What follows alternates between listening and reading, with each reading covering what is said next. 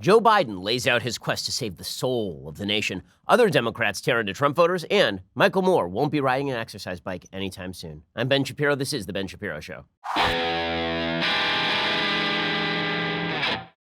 That Michael Moore line right there, that actually is not really a joke. He actually says he's not going to ride an exercise bike anymore, to which the question becomes, what? Was that ever a thing? Don't you have to ride it once to not ride it again? But in any case, we'll get to the news in just 1 second. First, let's talk about how you need a suit that actually does fit you. You can go to the department store, you can pick up a suit, and the truth is it'll probably hang off you like a curtain. Instead, what you need is a suit that is made to measure for you, a suit that is made to order for you, just like James Bond. You want a suit that makes you look awesome. And this is where Indochino comes in. I know because I have an Indochino suit.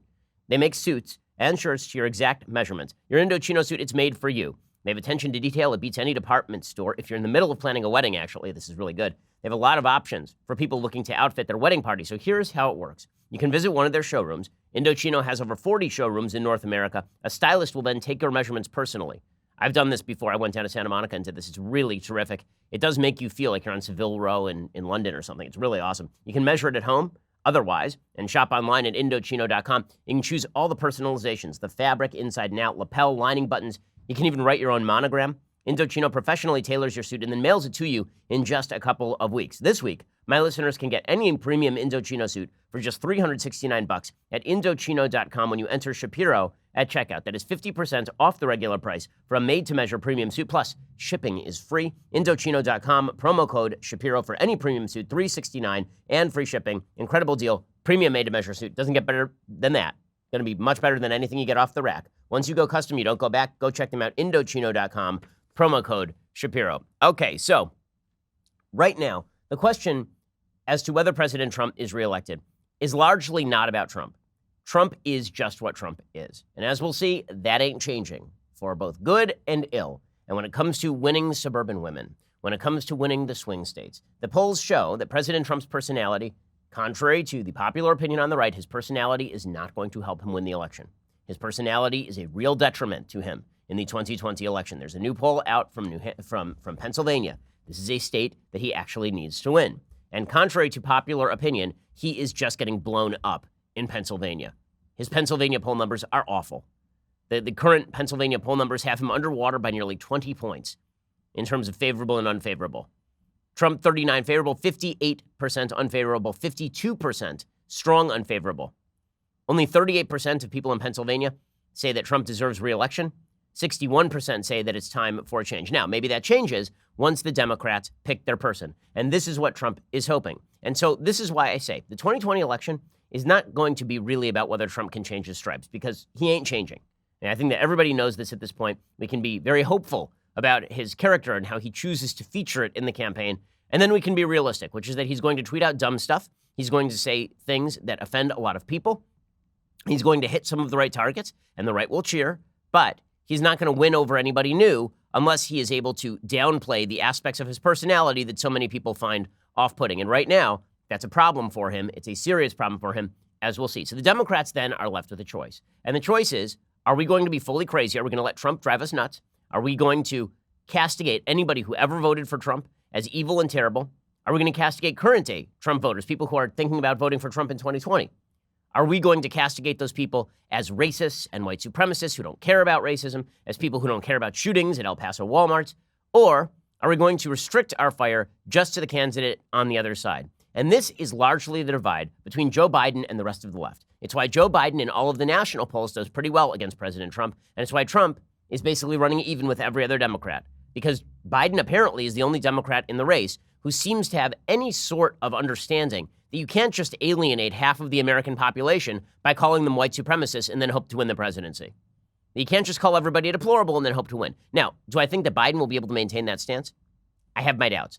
I think that he might slide right back into what the rest of the Democrats have been saying.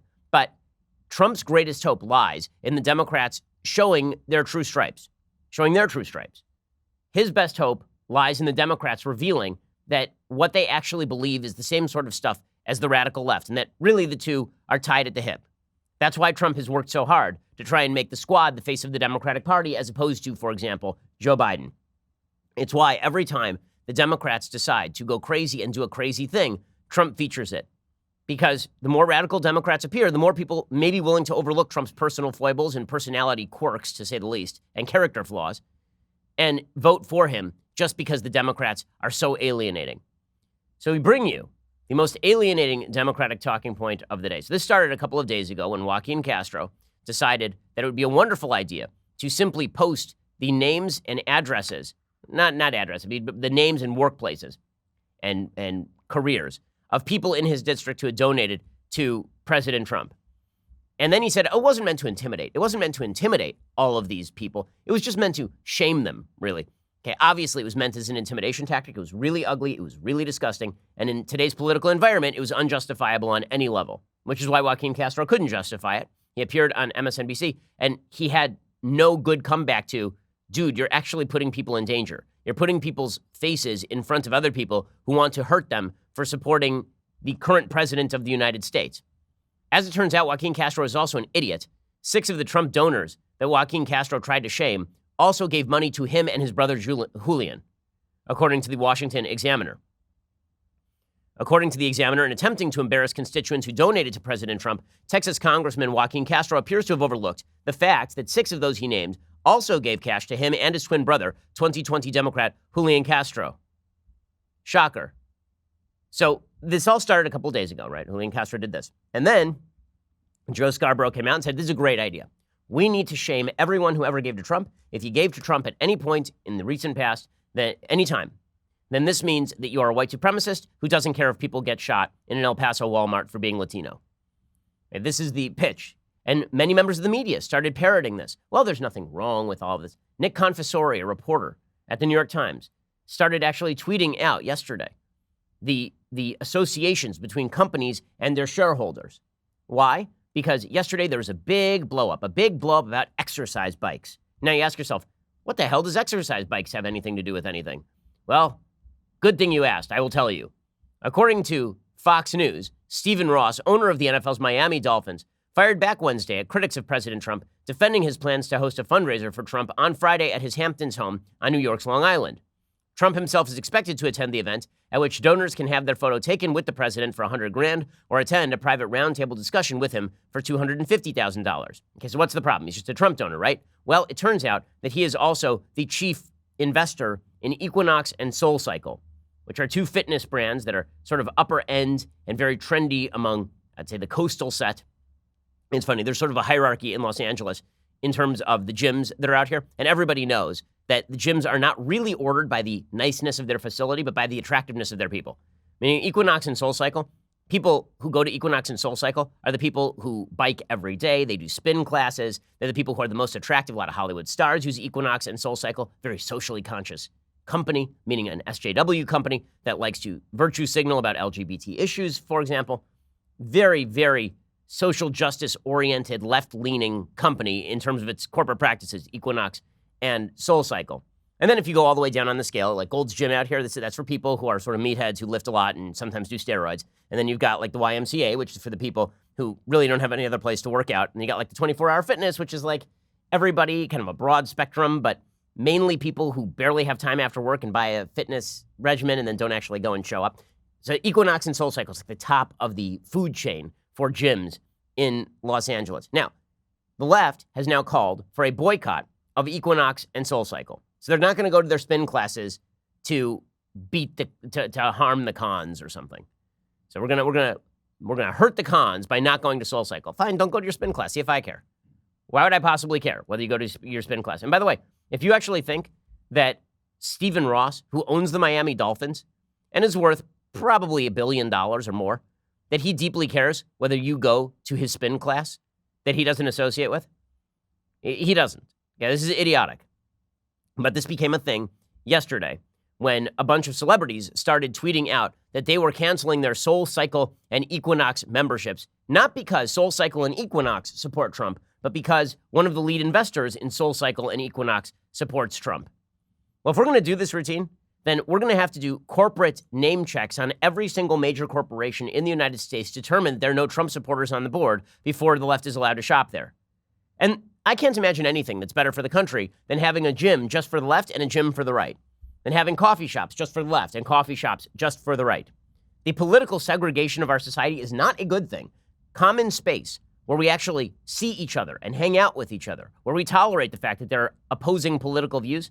If we can't do that, it's going to be very difficult for us to live in a republic together. But this is what the left wants. Well, too many members of the left. Not every, again, there's a difference between the left and liberals. Many liberals think this sort of stuff is stupid. But there are a lot of folks on the left who celebrate this because they're standing up to that Hitler Trump. Anybody who associates with Trump is just a brown shirt hanging out with Hitler. And therefore, we have to would you fund Volkswagen in the middle of the 1930s? Well, Trump isn't Hitler. People who support Trump aren't Nazis. If you think they are, then honestly, you should be the one picking up a gun, presumably, because if Nazis are running rampant across your country and are actually in power, shouldn't you do something more than boycott SoulCycle over it? But apparently, boycotting SoulCycle is the way to virtue. What this is really about is virtue signaling to your lefty friends, your SJW friends, your woke friends, that you're not going to stand up. You're not going to stand with Trump, right? I'm going to burn my Equinox shirt. Again, 95% of the people who go to Equinox in Los Angeles voted for Democrats. 95%, I'm sure. And one of the folks who works here, I was talking with her earlier. She used to work at Equinox, and she happens to be an immigrant of Mexican origin. And she was tweeting about this last night with some folks, and they immediately ascribed to her white supremacist motivations, which is absurd. And she used to work at Equinox. What she pointed out to people is that when you boycott Equinox, the people who are the first to get hit are not going to be people like Stephen Ross. He's going to make his profit. The people who are the first to get hit are the people who are the janitors, who are cleaning up the gym afterward, who disproportionately are going to be of more impoverished backgrounds and probably disproportionately maybe of immigrant backgrounds. But people on the left don't care about any of this. They only care about the virtue signaling. So you got Billy Eichner, the actor. He tweeted out, "Hey, Equinox, what's your policy for canceling memberships? Once a member finds out your own owner is enabling racism and mass murder." Because Trump is enabling racism and mass murder, and thus anybody who funds Trump is enabling racism and mass murder. That's the idea from Billy Eichner. Okay, then you have Chrissy Teigen, the wife of John Legend, and she is a singer, correct? Model, thank you. Sorry, my awareness of bubble-headed Hollywood celebrities is a little bit out of date. Chrissy Teigen tweeted out, "The gym is my personal hell, but if you're a member of Equinox, perhaps it is time to say peace out, Inox A. I'm still sick. Yes, but F Equinox." So all the Hollywood celebs are coming out, F Equinox, we're going to cancel our SoulCycle memberships. Michael Moore tweeted out yesterday that he was going to cancel his membership at SoulCycle, which, I mean, the good news is that frees up like 3 seats at SoulCycle. I mean, this is all absurd. But not only is it absurd, it's actually very dangerous for the country on a broader level. Now, there's a difference between you cancel your subscription to the New York Times because you don't like the content of the New York Times, or you cancel your association with an organization because the organization's policies are against your principles. There's a difference between that and an investor in the organization holds political principles you don't like. I shop at organizations all the time. So do you. I shop with advertisers all the time, where I am sure that there are members of the board and chief investors in that board who disagree with me politically. That's good for the country because commerce is about the best product being available to the most people for the cheapest possible price. It is not about me pre-screening the politics of people who will make money when I go to their store, so long as the store itself is not pursuing evil policies. Like to take that Volkswagen example from the 1930s. Volkswagen was working in concert with the Hitler regime.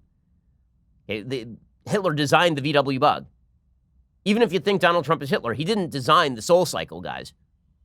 But the goal here is, of course, to segregate the population and then to say that if you associate with any member of the other side of the political aisle, that you are, in effect, very, very bad. You must be canceled. That's the new language. We got to cancel everything. So we're going to boycott everything. We're going to cancel everything. And then we declare ourselves morally virtuous for having done so. Now, is any of this going to cut in favor of Democrats come 2020? No, it's not. This is the sort of stuff that Trump is hoping for. He likes these culture wars. If you haven't noticed, this is Trump's favorite sort of stuff. Like if Trump really wants to troll today, he should say that he is joining SoulCycle. I mean, we all know he's not going to go there and start bicycling, right? He has a very interesting perspective on exercise as our president. He'll go, I'm going to go there. I'm going to sit on the cycle, just show support.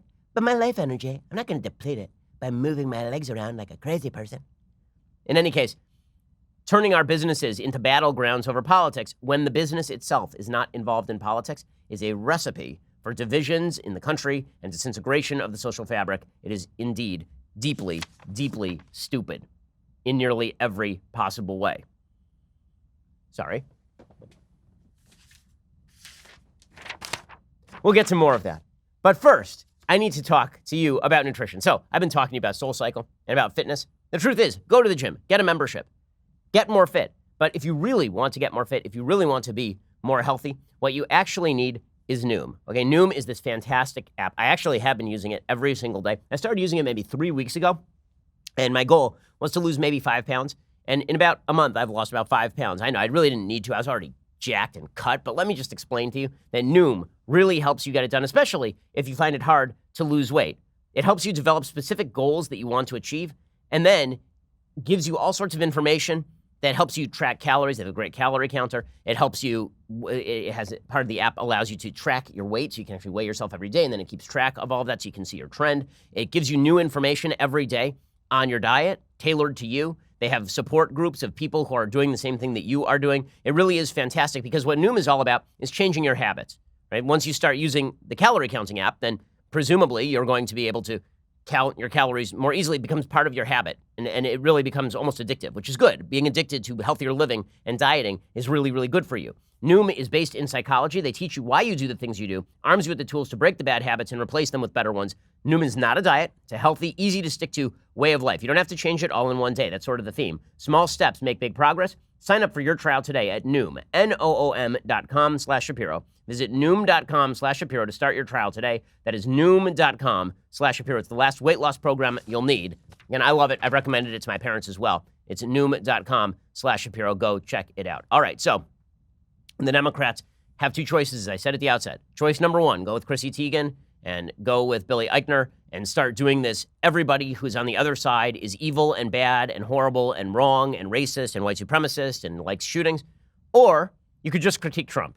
Critiquing Trump is actually a pretty rich vein, as it turns out. Trump is not supremely popular with the American people. Now, he's more popular than he was when he was elected, but he would need to see another spike in his popularity to really put him in safe reelect territory. Right now, he's about 42%, 43% in the public approval ratings. If he were in the 48% range, he'd be a pretty sure bet for reelect. Anywhere under 48, and it's at the very least a toss-up, and maybe favors the other side if you're Donald Trump. So the Democrats have that choice. And it seems like pretty much every Democrat, except for except for Joe Biden, has decided to go with the crazies. So Beto O'Rourke from El Paso, he's going around openly just saying that Trump is a white supremacist. Again, you can critique Trump for a lot of stuff. Trump is not a white supremacist. If you think that Donald Trump wants to establish white nationhood and expel all the black and brown people, expel all the Jews, this is an insane contention. Trump says dumb stuff that very often borders on or crosses over into casual racism. That does not make him a white supremacist. He's not a white supremacist. This is absurd. You've been very clear that you believe the president is a racist. Is the president a white supremacist? He is. He's also made that very clear. He's dehumanized or sought to dehumanize those who do not look like or pray like the majority here in this country. He said, I wish we had more immigrants from Nordic countries because those from Haiti bring AIDS. Those from Africa come from shithole nations.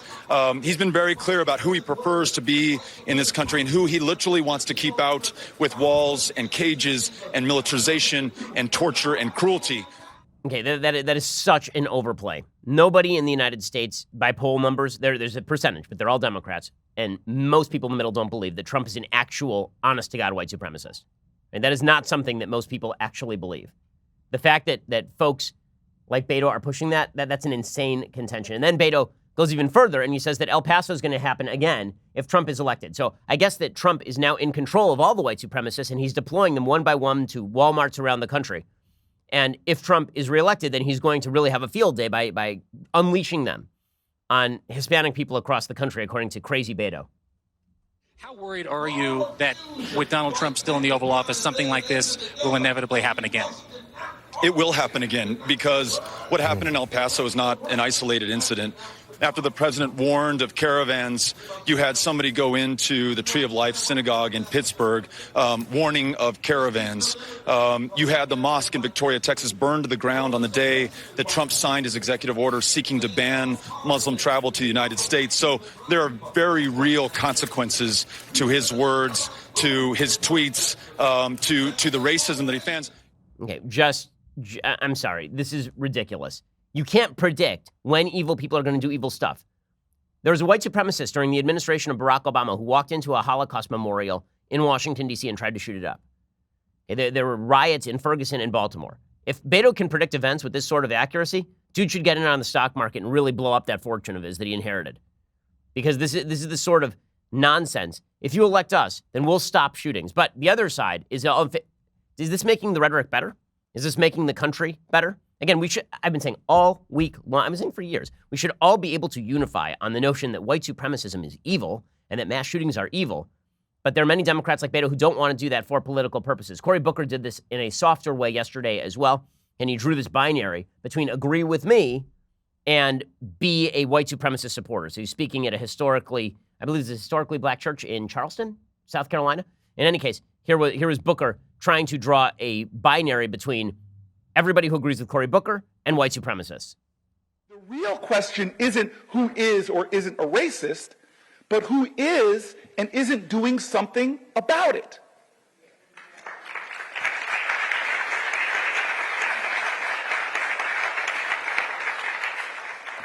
This is a question that has a deep moral resonance. It's not enough to say I'm not a racist. We must be anti-racism. Because there's no neutrality in this fight. You are either an agent of justice or you are contributing to the problem. Okay, one of the problems with what Cory Booker is saying here is that he never defines his terms. So I agree. You either can be anti-racism, like overtly anti-racism, or you can be pro-racism, but there's not really a neutral ground. You can't just be like, well, I'm kind of ambivalent on racism. Like, you can't do that, obviously. But when he says do something, what exactly does that mean? Because what are people, quote unquote, doing about it? Does that mean if you don't cancel your SoulCycle membership today, then you are overtly advocating for racism? Or is what he really means, if you don't back Democrats, then you are a racist. If you don't back Cory Booker, you're racist. If you don't rip on Trump daily and declare that you won't vote for him and donate to his opponents, then you are a racist. That is the false binary that the left is attempting to draw. And they're attempting to do so in a clever way. They're attempting to do so by refusing to define terms. So, I have not said anything racist. I've not done anything racist because I'm not a racist. In fact, I hate racism, and I hate white supremacists so much that they hate me right back, which is why we spend hundreds of thousands of dollars a year here at this company to defend us from death threats from white racists, from white supremacists. Okay, but I would be, according to people like Booker and people like presumably AOC, a white supremacist because I've expressed support for many of Donald Trump's policies and because I don't think that Trump is a white supremacist.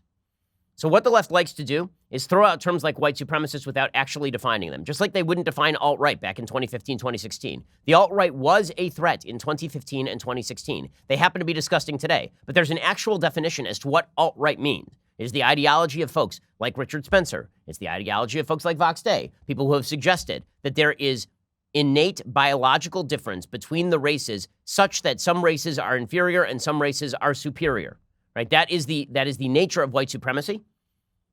That is a definition that I just gave you. But what the left refuses very often to do is provide definitions of any of this stuff because they don't want definitions. What they want is a broad miasmatic sense, like a miasma. They want a broad sense of what white supremacy is without having to define it so they can label you a white supremacist if you disagree with them on anything. That is the goal. Specificity in terms is really helpful when you're having political conversations or moral conversations, because then we can get to what we agree on and what we disagree on. So, for example, I do not think that it is white supremacy to oppose affirmative action. In fact, I think it is racist to be in favor of any program that benefits one race at the expense of another race and is designed to do so. But according to members of the left, it would be, quote unquote, white supremacy, presumably, to oppose affirmative action. If you support Trump in 2020 because you like his policies and you don't think that Trump is a racist, you just think that he is a muddle-headed dolt who says doltish things and cloddish things on a regular basis in the racial realm, right? If you're one of those people, the left will declare you a white supremacist, even if you speak out forcefully every time you think Trump crosses the line. So the point here is that for the left, the construction of a debate between white supremacy and everything else is all about obfuscating the line between white supremacy and everything else. If we don't know where the line is, then I can put you on the other side of the line anytime I want. So a perfect example of that yesterday. So Alexandra Ocasio-Cortez puts out this long tweet thread about white supremacy. And she is deliberately defining white supremacy down. Right? She's deliberately defining it down. Defining things down is a phrase once used by Daniel Patrick Moynihan with regard to deviancy. What he suggested is that as a society, what we're constantly doing in order to excuse our own sin is we define sin down, meaning things that used to be considered sinful and deviant are no longer sinful and deviant. He used the example of single motherhood. He said that when you define single motherhood as quote unquote the new normal, it's no longer deviant, it's now normalized, and you get more of it. Well, the left is defining white supremacy down in a different way. What they're doing is they're saying everything is white supremacy. So what do you get? What you actually end up getting more of is people labeling each other white supremacists, and that's what the left wants. Okay, so now to AOC's thread. So AOC tweets this out yesterday, quote, "There is a difference between white supremacists and white supremacy." Okay, first of all, when she says this, what she's actually attempting to do now is take the definition of white supremacy and broaden it out to include a bunch of people who are not members of the alt-right, who don't write manifestos about Hitler, who don't go and shoot up El Paso Walmarts, who are out there. Right? They suffer from white supremacy. As you'll see, wait until she broadens this definition because it's so broad that it can be shaped to encompass nearly anything. So she says there's a difference between white supremacists and white supremacy. So first move in this broadening of the definition. You can't say you're not a white supremacist just because you're not a white supremacist. Maybe you are. Maybe you suffer from white supremacy and you just don't know it. She says white supremacy is like a virus. Okay, still no definition, but it's like a virus, meaning that it infects people. It jumps from person to person without them knowing it, because you don't know if you're sick. She says supremacists are those who have been completely overcome by the disease, but supremacy, the virus, exists on a larger scale beyond just the infected. It also lays dormant. So, just to be clear, the virus, so go back to the prior tweet for a second, the virus exists on a larger scale beyond white supremacists and also can lie dormant, so you can never have exhibited any symptom of white supremacy, but still, you can suffer from white supremacy. You can be a carrier of white supremacy. So now, you don't have to be an overt racist, a covert racist, a person who knows they're racist, a person who has ever evidenced any symptom of white supremacy, and still, you can be an agent of white supremacy because it's lying dormant in you.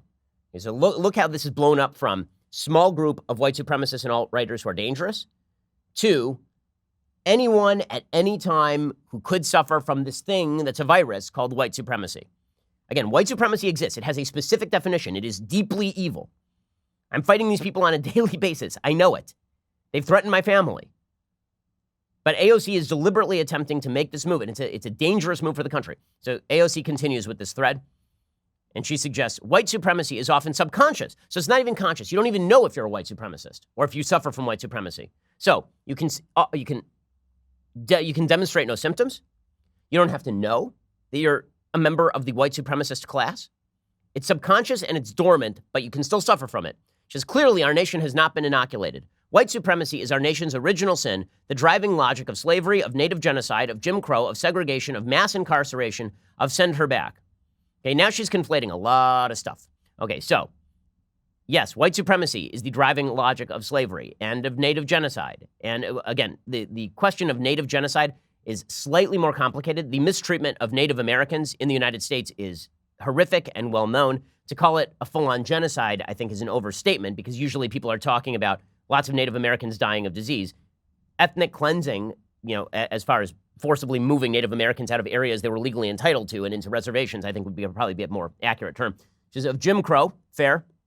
Of segregation, fair. And then she says of mass incarceration. And this is where she brings slavery all the way up to date, and she says that if you are in favor of harsh policing of crime and lots of people who commit crime go to jail and they are disproportionately of color, then you are a white supremacist, right? So she's again broadening out that definition. She's still not defined white supremacy, right? We're 2 tweets in here, 2 tweets in, and she's still not defined the term she's talking about. She's just giving you symptoms of the term. She says it never went away; it was just dormant. Okay, so it was dormant. It never went away. So again, a bunch of people who didn't side with any of the stuff that she likes, that she's talking about here, those people could have been carriers. And then she continues. Again, this is broadening and broadening until it means nothing. Healing ourselves of white supremacy will be hard. normally, when you diagnose someone with a disease, you have to define the disease. What does the disease do? How is it treated? What exactly can you expect its development course to be? If you're a doctor and you just say, you know what, you suffer from cancer, and somebody says, what is cancer? And the doctor goes, I don't know. It was dormant for a while. Now it's here. It's bad. Not helpful. And if you say that you can't tell what is cancer and what isn't cancer, then you're a horrible doctor. So she's a horrible doctor. She says healing ourselves of white supremacy will be hard. It will be hard because it requires us to confront ourselves. We wish it was as simple as denouncing a white hood, a burnt cross, vile language. But we need to address where supremacy begins, not just where it ends. And this is the sort of language that the left loves because she's never defining where it begins. Right? She's saying that if you stand up and you say the KKK is evil, and you say that vile language is bad, and you say that some of the president's comments crossed the line, and if you say white supremacists are garbage, if you say all of that stuff, that still doesn't mean you're not a white supremacist because you haven't addressed where white supremacy began. Now, does she define where white supremacy begins? Again, she keeps begging the question, where does this begin? What is the definition? This would be important, again, if you're going to diagnose the transmission of a virus and you're going to explain how to prevent the virus. Shouldn't you do that at some point? She continues. We need to address where supremacy begins. She says, perhaps, more than the obvious last steps of the supremacist, we must examine the nuance of their first steps. Again, she's not actually explaining what the first steps are. She's not explaining what the first steps are because what she wants to say is that being the first step means being conservative or Republican. That's what she wants out of this. In the end, the place that she doesn't actually say out loud, but where she wants to go, is that if you are against affirmative action, if you believe in, if you're against criminal justice reform, for example, if you believe that police forces across the nation are not systemically racist, if you believe that America's legal institutions are not institutionally racist, that the legacy of racism and slavery obviously has after effects because history always has after effects into the present, but that America is, under its current legal regime, the fairest nation in the history of the world with regard to race. That if you believe all of that, those are the first steps, right? Because she never labels what the first steps are. She just says what the last steps are, which means that you could right now, without knowing it, be on the slippery slope to white supremacy. You could. It could be dormant in you. It could be subconscious. You might not even recognize what you think about things. And you could be on that slippery slope all the way down into white supremacy. Now, Tucker Carlson is getting a lot of flack for saying that white supremacism isn't a problem in the United States. On my radio show yesterday, I criticized him for it. I think that he is absolutely wrong. White supremacism is, of course, a problem in the United States. And Tucker was trying to make the statistical case that there aren't that many white supremacists in the United States. And that is statistically true. But there, statistically speaking, weren't that many ISIS members in the United States. That was a problem. White supremacism is, in fact, a problem. But what AOC is doing here, by suggesting that white supremacy is everywhere, is just as much of a problem because instead of underplaying it, she's now suggesting that 60, 70, 80, 300 million Americans are secret white supremacists and don't even know it? She says, recognizing white supremacy in ourselves, our institution, our subconscious, our own past remarks or acts, no matter how consciously unintentional, I don't know what consciously unintentional means, is what makes the healing work ahead challenging, but it is not impossible, and confronting it is the only way to move forward. Again, what she is doing is now setting herself up as the arbiter of what white supremacy is without defining it, which is the mark of arbitrary judgment. It is the mark of a bad politician, and frankly, the mark of a bad person morally. If a person says, I have a moral standard, I'm not going to tell you what it is, but I'll tell you when you violated it. That person should not be your moral standard, obviously, because they are not trustworthy. And this is what is undermining trust in the moral standard. It's why the right looks at the left and says, okay, you guys are ripping on racism all the time. We're fine with that. But how about that Al Sharpton guy that you were praising like a week ago? You were talking about bigotry and how bigotry is bad. And AOC is taking magazine covers with Ilhan Omar and sponsoring legislation with her. No, you don't get to be the arbiter because your standard is not only unclear, it is cynically defined in order to put people who you don't like outside the box and keep yourself in. AOC concludes with this clever and yet dangerous tweet thread. She says, what this moment is asking of us is to discuss white supremacy and racism as much, or possibly more than, white supremacists and racists. When we do that, I believe we will start to make progress. Well, actually, if we do it in the way that she's talking about, it will be the opposite of progress, because this is just excuse-making for her calling everybody she doesn't like a racist. And that's all this is. When you boil all this down, what this means is that she's given no definition of white supremacy. She's given no definition of those first steps toward white supremacy. she's just going to sit there and on a case-by-case basis tell you that you're the problem. Because I don't see her doing it. It's so funny. She talks here about ourselves, self-examination. When was the last time you heard AOC talk about her own self-examination of her own inherent bigotry? Ever? Of course not. She means you. She says it is incredibly important we recognize that perfectly normal, good people are capable of aiding racism and white supremacy. So you're a good person and you're normal, but you're still aiding racism and white supremacy. This brings you full circle to the soul cycle equinox nonsense. She is recognizing that it is not about pillorying people. Yeah, I'm sure. It's about learning to recognize the virus and end an oppressive system designed to hurt us all. Yeah, sure, lady. I'm sure that this is not about pillorying people. I'm sure that you will never act in bad faith and simply call your political opponents like Nancy Pelosi racists just because it serves your political ends. I'm sure that you will engage in deep self-reflection today about your own bigotry and helping out Ilhan Omar. I'm sure. This kind of trash, this is what's going to, again, condemning white supremacy is fully, not only in bounds, praiseworthy, but you got to define the term. And the left is deliberately undefining the term so they can then apply it to everybody on a broad scale. And it's so wrong. It is incredibly wrong. It is labeling tens of millions of Americans who oppose white supremacy, white supremacists.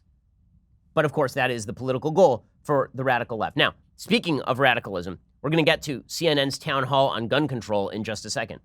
But first, you have to go over to dailywire.com and subscribe. For $9.99 a month, you can get a subscription. For $99 a year, you can get this, the very greatest in beverage vessels. The annual subscription comes along with the leftist tears, hot or cold tumbler. As I always point out, leftist tears, not liberal tears. Lots of good liberals, leftist tears, which we are happy to gather because they are censorious and nasty. By the way, we saw yesterday that Media Matters had put together a 7-month compilation of some of the other hosts here at Daily Wire. And they'd been watching the shows. And so my question was, I hope they enjoyed their leftist tears tumbler, because presumably in order to watch all of the shows in their completion, they actually had to subscribe. So I hope they're enjoying that. They cry into the tears, drink them, and then use them as fuel to power themselves to watch more of our shows. So well done over there at Media Matters. What horrible people they are. Alrighty, if you want to watch, listen, you want to be part of the mailbag tomorrow, you should subscribe. We're the largest, fastest growing conservative podcast and radio show in the nation.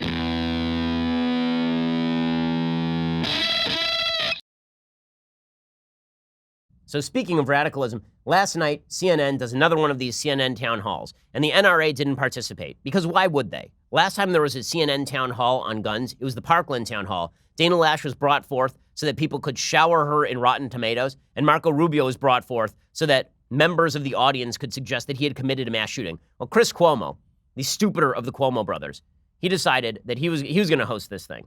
And Chris Cuomo knows less than nothing about guns. I mean, he really knows nothing. Normally, when you have somebody moderate a town hall on a topic, they should know a thing about the thing they are talking about. But that is not a prerequisite of having a job at CNN. How do I know this? Because Chris Cuomo tweeted out this morning about the Second Amendment. And he's been tweeting this kind of stuff incessantly. It's just ridiculous. 24. Chris Cuomo tweeted out, "Do you remember what the Second Amendment was created for? That there was no individual right contemplated until Scalia read it in? If you are an originalist about the Constitution, you have no basis for thinking you and not the state controls access to guns. This is patently insane. It's ignorant. It's ridiculous. It would be almost funny, except for the fact that Chris Cuomo was hosting a town hall on this particular topic yesterday. Does he really think that Justice Antonin Scalia in 2008 in the Heller versus D.C. case established an individual right to keep and bear arms? Is that what he thinks? Where has he been for the last couple of 100 years? Dolt. The actual wording of the Second Amendment, a well-regulated militia being necessary to the security of a free state, the right of the people to keep and bear arms shall not be infringed. Okay, that last part is what we call the operative clause. All the rest is prefatory. Okay, the right of the people, not the right of the state, not the right of the militia, the right of the people to keep and bear arms shall not be infringed. The people were the militia. I mean, you have to be so historically ignorant to believe what he's saying in that tweet. A militia was comprised of people who got together and then formed the militia. They kept the guns at their houses. You didn't have to be a member of the militia in order to own a gun. But because a militia was important, you needed to have people who owned guns. So from that population, you could call a militia. The Second Amendment was written specifically at the behest of the anti-federalists who opposed the Constitution and who they were pushing for a guarantee that the federal government would not regulate the ownership of guns. Anyone who has spent 5 minutes studying this topic knows that, except for John Paul Stevens, who wished to reach a different conclusion because he was driven by his outcome, which was that he wanted gun regulation. Anyway, Chris Cuomo hosts this dumb CNN town hall. The NRA doesn't show up. And then Chris Cuomo rips them for not showing up. So if you don't show up to his party where he's going to poop on your head, then you're a very bad and stupid person, according to Chris Cuomo. We also invited the National Rifle Association, the NRA, to be part of tonight's conversation. They declined.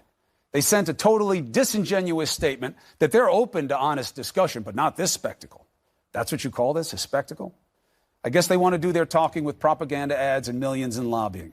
Okay. Besides, let's be honest. Yes. The gun lobby. Yes. You fool. Yes. This is a spectacle. Of course it's a spectacle. What have you ever done on gun control? Are you a legislator? Were you elected? Of course it's a spectacle. We all know it's a spectacle. The NRA's got some internal problems right now. They're not wrong about this.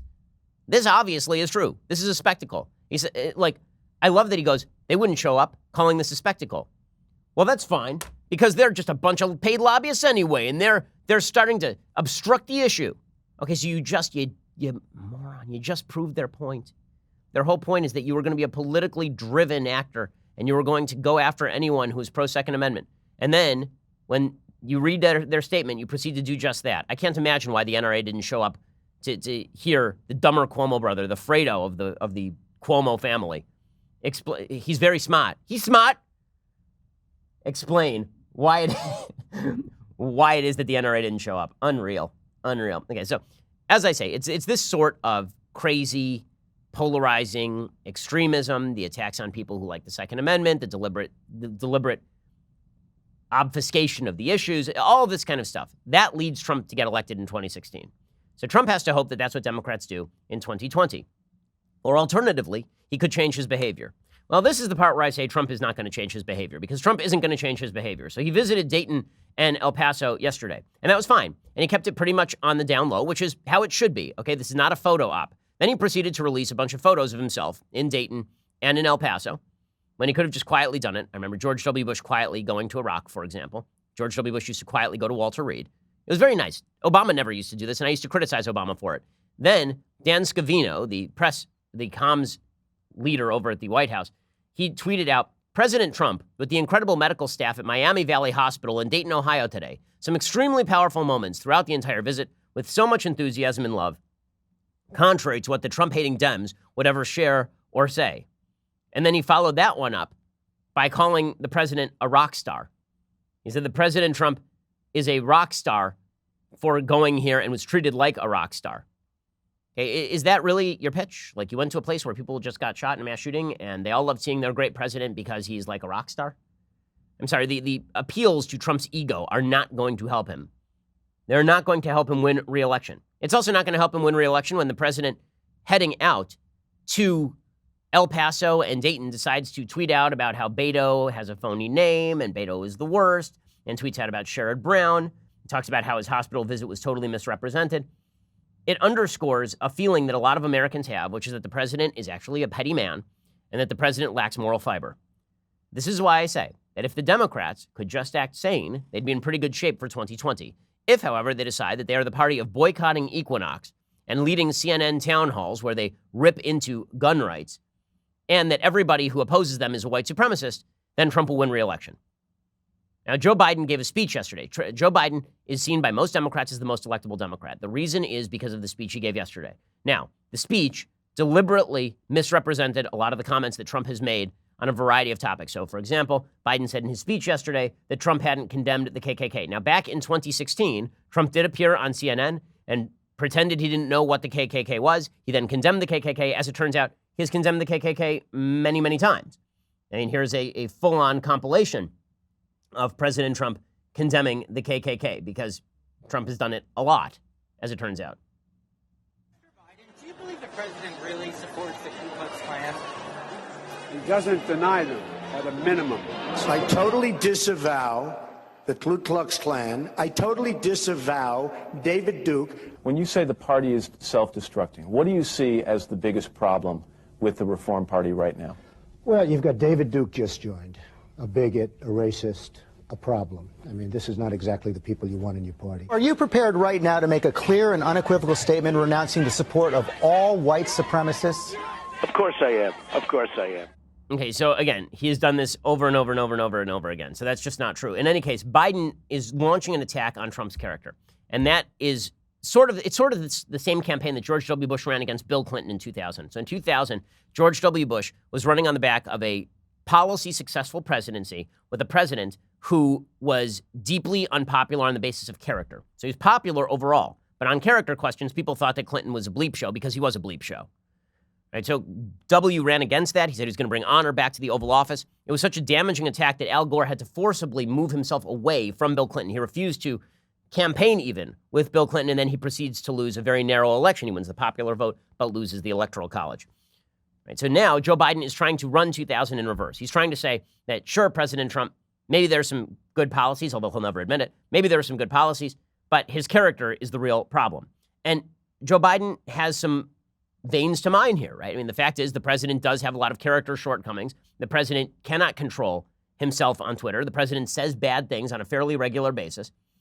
And so while it is true that Joe Biden is deliberately misconstruing a lot of the stuff that Trump has said and doing so in dishonest fashion, it is also true that politically speaking, what he's doing here is a lot smarter than the other Democrats. The other Democrats are suggesting that Joe Biden was a racist for signing on to the criminal justice bill in 1994 and that mass incarceration is inherently racist and all of this kind of stuff, ripping on Barack Obama, suggesting that everybody who disagrees with them is a white supremacist, and Biden is focusing in just on Trump, right? Regardless of whether you think that he's lying about Trump, and I think some of what he says here is a lie about Trump, regardless of whether you think that, the pitch that he is making is the strongest political pitch. So this is clip 8 talking about how this is a battle for the soul of our nation. This is him making the George W. Bush circa 2000 appeal about how we need to restore some sense of honor and dignity to the fact that Joe Biden is the person the Democrats have chosen for this is fairly insane.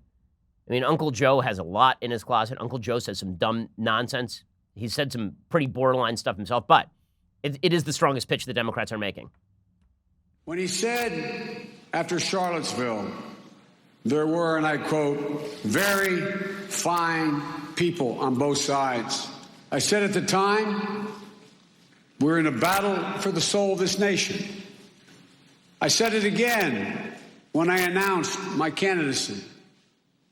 And I say it here today. We are in a battle for the soul of this nation. Okay, but what Biden didn't do, right? Okay, so what Biden didn't do there, and this is the part about what he's doing that's smart, is he didn't rip everybody on the right side of the aisle as complicit in what he termed to be Trump's attacks on the soul of the nation. Right? And that's where he's going to have to stay. Because if he moves into Cory Booker territory, where you're either voting for Joe Biden or you're evil, people will say, go take a hike. Nobody's interested. If he moves into the AOC realm of everybody is a vaguely defined white supremacist except for me, then he's going to be in serious trouble. And this is why Joe Biden, I think Democrats innately understand this. Unfortunately for Trump and for Republicans, I think Democrats understand that he is the most electable Democrat. This is why the new Iowa Democratic Caucus poll shows 28% for Joe Biden, 19% for Elizabeth Warren, 11% for Kamala Harris, 9% for Bernie Sanders. So again, is he being honest about everything that Trump has said? No, he's not being honest about everything that Trump has said. The very fine people on both sides comment was specifically referring to the Friday night rally. Trump explicitly said in that same speech that he condemned neo-Nazism and that he condemned white supremacists. And then he made up in his head some weird group of people who were marching with the marchers who, for some reason, were good people, but they were there at the Unite the Right rally, which was absurd and gross and ridiculous and morally reprehensible. But carrying that to the extent that Trump was saying white supremacists are good people is, of course, not true, right? Of course, that is not correct. With that said, the character attack that Biden is making on Trump is the attack that is most likely to work on Trump, which is why he is the most successful Democrat at the moment, and why, if Democrats continue to move down the radical path, Trump will be reelected. If they nominate Joe Biden, much better shot that Joe Biden ends up president than any of the other Democrats who are on that stage right now. Okay, time for some things I like, and then perhaps we will do a thing I hate. So things that I like today. There's a new poll. It shows that half of young people say that college is not necessary, that it's too expensive and no longer necessary. To which I say, good. It's about time. It's about time. There's an article from MarketWatch. They say that there's a study surveyed over 3,000 U.S. teens and adults, including approximately 1,000 Generation Z, 1,000 young millennials, and 1,000 parents. About 1 in 5 Generation Z and young millennials say they may choose not to go to college. Many others see a less conventional path through education as a good idea. Over 30% of Generation Z and 18% of young millennials said they have considered taking a gap year between high school and college. What's more, 89% of Generation Z, along with nearly 79% of young millennials, have considered an education path that looks different from a 4-year degree directly out of high school. Well, I certainly hope that's the case, because there is no greater scam in America today than a liberal arts education at $100,000 a year college. That is a massive scam. It is one thing to go to college, as I've said before, in order to learn a skill set. But if you're going to college just so that you can be indoctrinated in gender studies, and you're going to pay a couple $100,000 for the privilege, you're making a big mistake. You can get those same online courses at an extension school for $50 a credit, and you'll learn just as little. So this is really, it's a good thing. I think young people are beginning to see the scam for what it is. Hopefully employers start to see the scam for what it is. Here at the Daily Wire, we actually do not look at educational background when assessing whether or not somebody should be hired. That's because my business partner, Jeremy Boring, didn't go to college. He went to like a music school for a year and a half and then dropped out. And so when people have brought him job descriptions to be put in the classifieds, he has taken out, like literally crossed out the educational requirements, because he says, listen, I'm the COO of the company and I didn't go to college. So how can I require anybody who wants to work here to go to college? How about they show a skill set and then they can work here? This seems to be much more reasonable. I think most employers should imitate that. Okay, time for a quick thing that I hate. So President Trump, for some god-awful reason, says he is now going to consider commutation for Rod Blagojevich. I have no idea why. This makes no sense at all. I understand he may remember Rod Blagojevich from when they were on The Apprentice together, because everything is so stupid.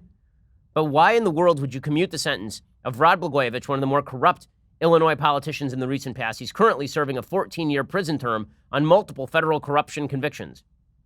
Trump suggested more than a year ago he was considering a commutation for Blagojevich, who then filed paperwork requesting a commutation. And then Wednesday night, he told the press corps that he thought Blagojevich had been treated, quote, unbelievably unfairly. He said that he was taking into consideration Blagojevich's wife and children and what was, in his view, mere braggadocio. Blagojevich, of course, has been in prison since 2012. Why? Why? Is there a purpose to this? Is Blagojevich actually innocent? I haven't seen a lot of accusations to that effect. This sort of bizarre behavior, again, Trump does not have to make a headline every day. It's a source of consistent irritation to the general public. It's a source of consistent irritation to many members of his own staff. The bizarre notion that Trump has to make a headline every day to drive the news cycle. Why don't you just let the Dems be in the news cycle for a day? You know, calling everybody white supremacists and boycotting Equinox. How about that? How about Rod Blagojevich? I mean, the clips of Trump chiding Rod Blagojevich on The Apprentice about not doing his proper research on Harry Potter are pretty golden. They do exist. They're really quite amazing. And I'm glad that our country is now being run in such a way that if you were once a contestant on The Apprentice, or if you cut a really hot R&B album, or if you are a rapper who is fond of Kim Kardashian, that we will work our asses off to make sure that you get out of prison in Sweden. Very, very important stuff. Really important stuff. All right, we'll be back here later today for 2 additional hours of content. Otherwise, we'll see you here tomorrow. I'm Ben Shapiro. This is The Ben Shapiro Show. The Ben Shapiro Show is produced by Robert Sterling, directed by Mike Joyner, executive producer Jeremy Boring, senior producer Jonathan Hay. Our supervising producer is Mathis Glover, and our technical producer is Austin Stevens, edited by Adam Sayevitz. Audio is mixed by Mike Coromina. Hair and makeup is by Jesua Olvera. Production assistant Nick Sheehan. The Ben Shapiro Show is a Daily Wire production. Copyright Daily Wire 2019. Hey everyone, it's Andrew Klavan, host of The Andrew Klavan Show. Left-wing hate site Media Matters launches an attack on the Daily Wire. We'll crush them, see them driven before us, and hear the lamentations of their women on The Andrew Klavan Show. I'm Andrew Klavan.